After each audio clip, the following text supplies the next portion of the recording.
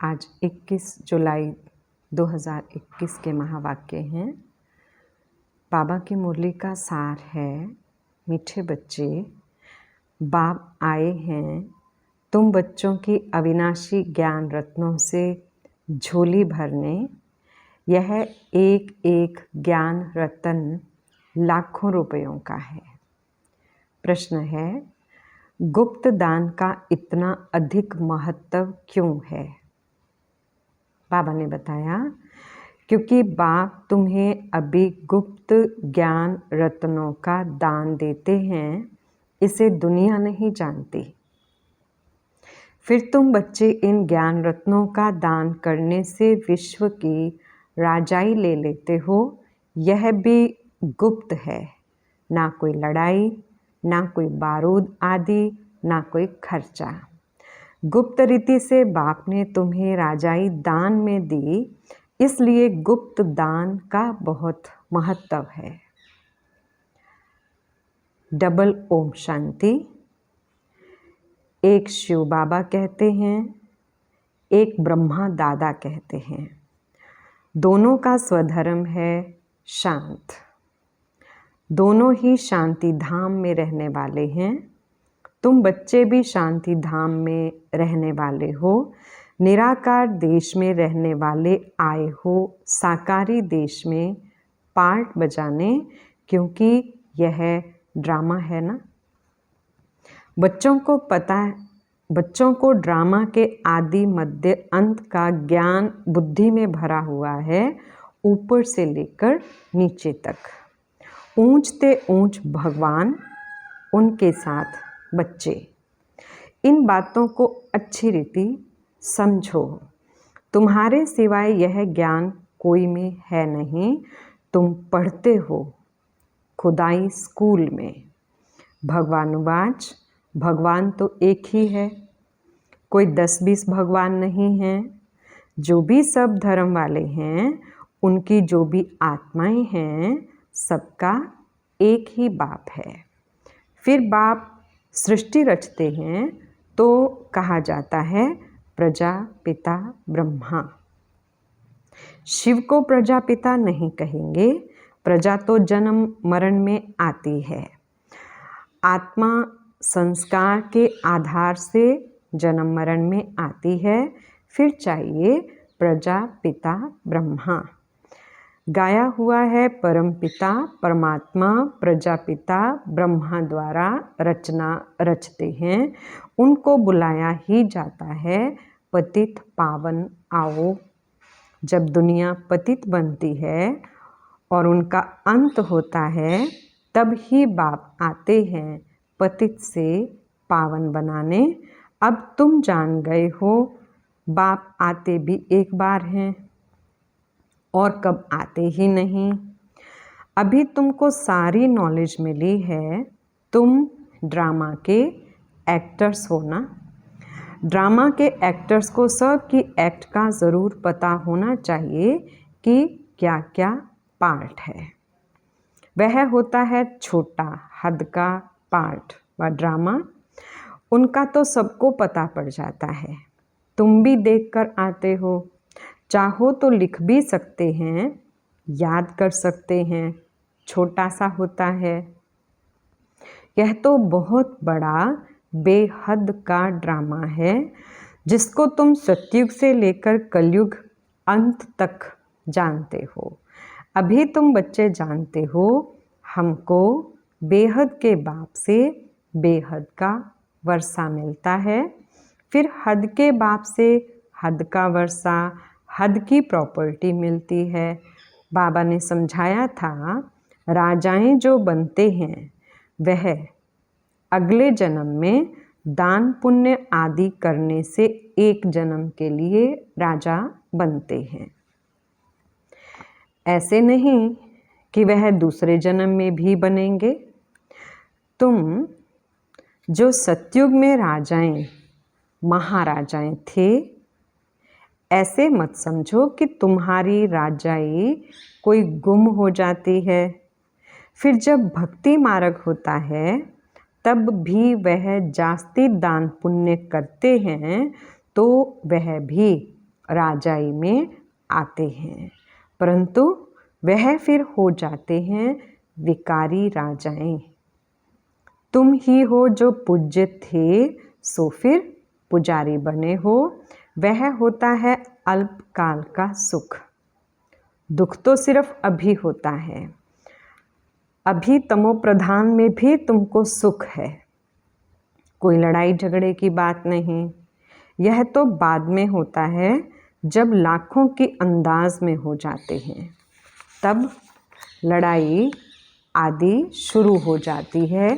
तुम बच्चों को तो सतयुग, त्रेता, द्वापर में भी सुख है। जब तमो प्रधान शुरू होता है तब थोड़ा दुख आता है। अब तो है ही तमो प्रधान, बाप समझाते हैं ये है ही तमो प्रधान दुनिया। तुम जानते हो यह बेहद का ड्रामा है, इनसे कोई भी छूट नहीं सकता है। मनुष्य जब दुख में तंग हो जाते हैं तब कहते हैं भगवान ने ऐसा खेल क्यों रचा है। अगर भगवान रचे ही नहीं तो दुनिया ही नहीं होती, कुछ नहीं होता। रचता और रचना तो है ना, उनकी डिटेल भी है। सतयुग से कलयुग अंत तक बाकी थोड़े रोज हैं। तुम भी प्रैक्टिकल में देखेंगे, पहले से ही तो नहीं दिखाएंगे। 5000 वर्ष का बाकी थोड़ा चक्कर है, वह अभी थोड़े ही दिखा देंगे। जब होगा तब उनको भी साक्षी हो देखेंगे। जो होना होता है वह कल्प पहले मुआफिक होगा। यह तो देखते ही हो तैयारियां हो रही हैं, विनाश तो होगा ज़रूर। सब की तैयारियां हो रही हैं, वह ड्रामा में पहले से ही नूंद है, विनाश ज़रूर होगा। अब तुम बच्चों को बाप समझाते हैं तुम्हारी आत्मा जो तमो प्रधान बनी है उनको भी यहाँ सतो प्रधान बनाना है। ये तुम अभी समझते हो। बाप गुप्त आते हैं, गुप्त ही तुमको ज्ञान दे रहे हैं। दुनिया में कोई नहीं जानते। गुप्त रीति तुम विश्व का राज्य लेते हो, कोई भी आवाज़ नहीं। बिल्कुल ही गुप्त दान कहा जाता है ना। बाप आकर बच्चों को अविनाशी ज्ञान रत्नों का गुप्त दान देते हैं। बाप भी कितना गुप्त है, कोई नहीं जानते। यह सब कहाँ जाते हैं, ब्रह्मा कुमार कुमारियाँ क्या करते हैं, कुछ समझते नहीं। तुम बच्चे जानते हो बाबा कितना गुप्त है। तुम बच्चों को गुप्त विश्व का मालिक बनाते हैं ना। ना कोई लड़ाई, ना कोई बारूद, ना कोई खर्चा। यहाँ तो एक छोटा गांव लेने में ही कितने झगड़े मारा मारी चल पड़ती है। तो बाप आकर गुप्त दान देते हैं, अविनाशी ज्ञान रत्नों से तुम्हारी झोली भरते हैं। कहते हैं भर दो झोली शिव भोला भंडारी। तुम जानते हो शिव बाबा हमारी अविनाशी ज्ञान रत्नों से झोली भर रहे हैं। तो एक एक रतन लाखों रुपयों का है। तुम कितने रतन देते हो, फिर तुम कितने दानी बनते हो, वह भी गुप्त है। देवताओं को कितने हथियार भुजाएं आदि दे दी हैं, वास्तव में कुछ भी नहीं है। सतयुग में देवताओं को इतनी भुजाएं आदि तो होती नहीं।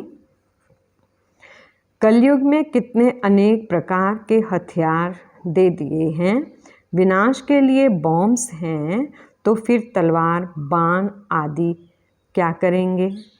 तुम कहते हो ज्ञान खड्ग, ज्ञान तलवार, तो उन्होंने हथियार समझ लिए हैं, है कुछ भी नहीं।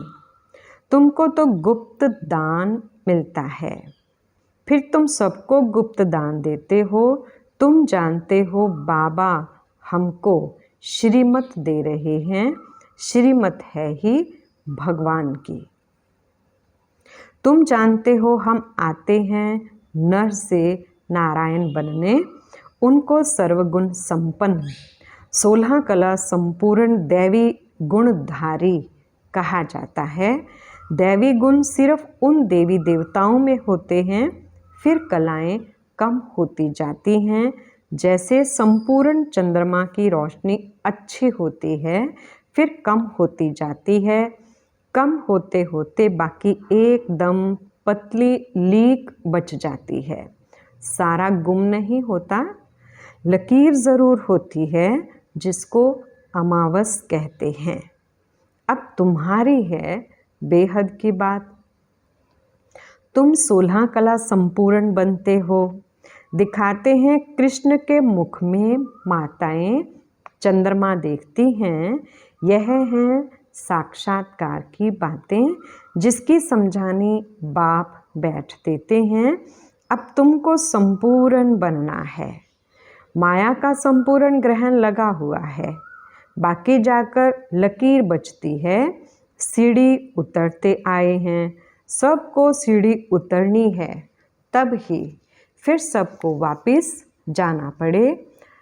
तुम तो अभी थोड़े हो, आहिस्ते आहिस्ते वृद्धि होगी।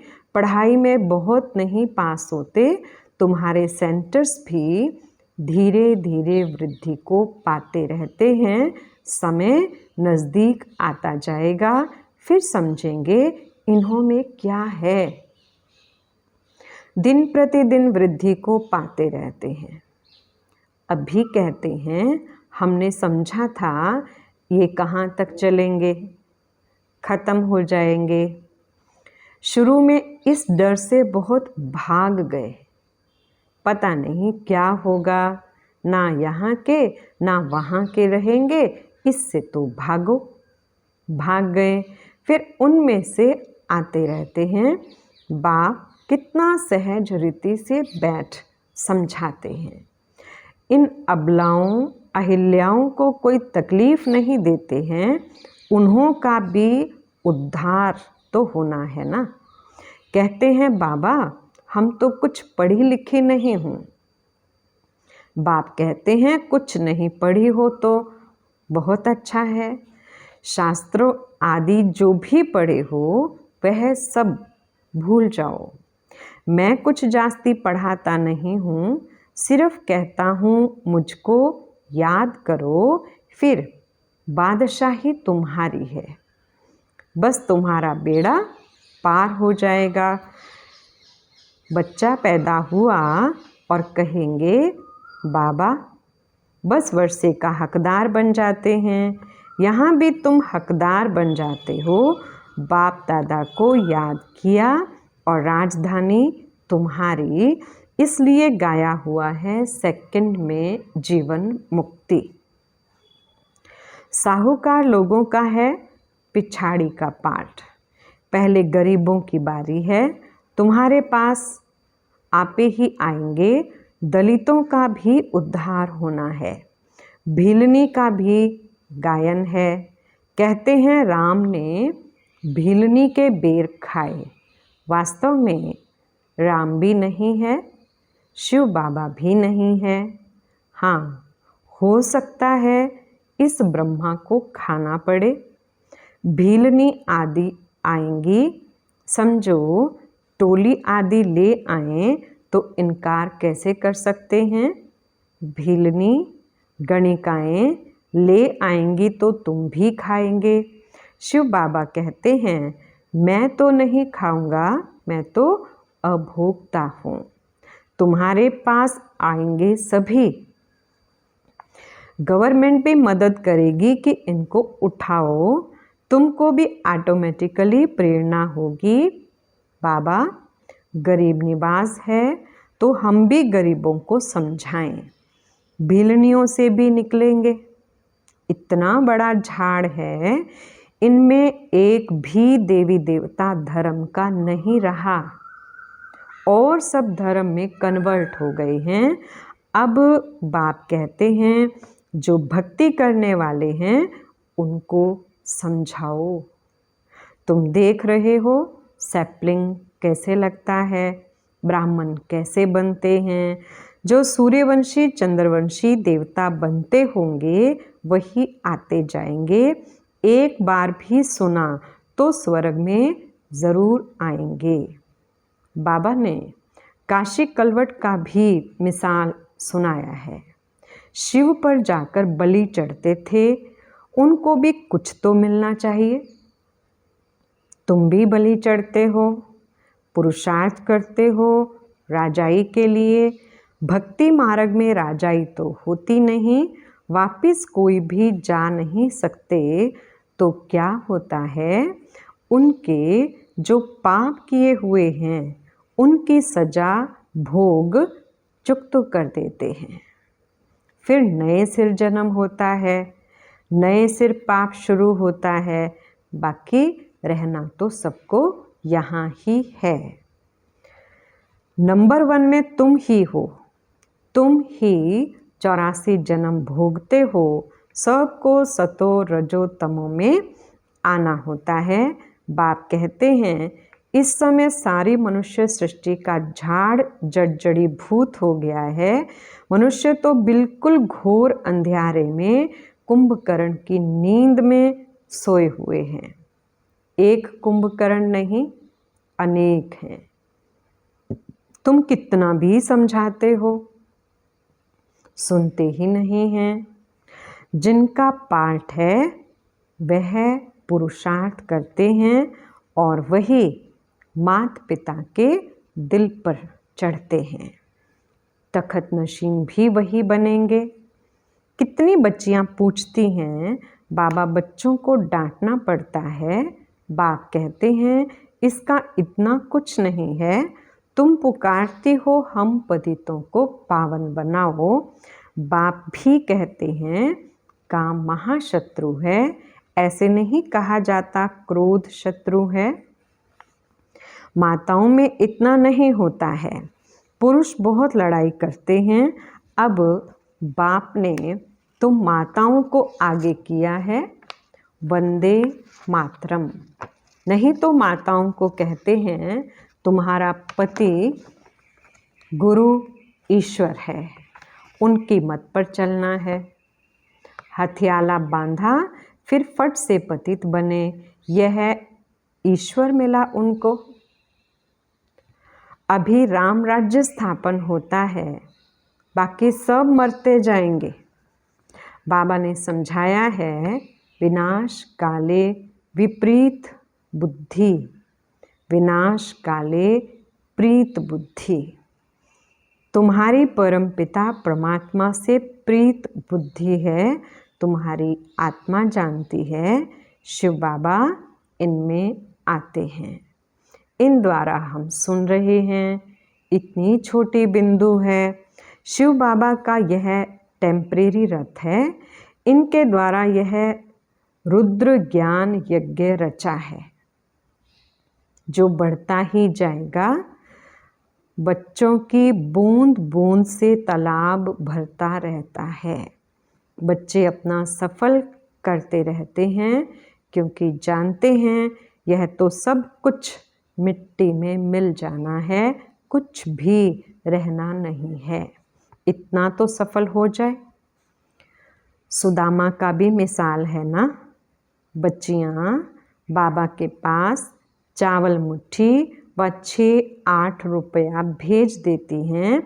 वाह बच्ची, बाप तो गरीब निवाज है ना। यह सब ड्रामा में नूंद है, फिर भी होगा। बांधेलियाँ हैं। बाबा कहते हैं भाग्यशाली हो, शिव बाबा का हाथ तो मिला ना। एक दिन आएगा सब आर्य समाजी आदि भी आएंगे, जाएंगे कहाँ। मुक्ति जीवन मुक्ति की हट्टी तो एक ही है। सजाएं खाकर सबको मुक्ति में जाना है। यह है कयामत का समय। सब वापस जाएंगे। यह है साजन की बारात। कैसे बारात जाएगी वह भी साक्षात्कार होगा, तुम्हारे सिवाय और कोई देख ना सके।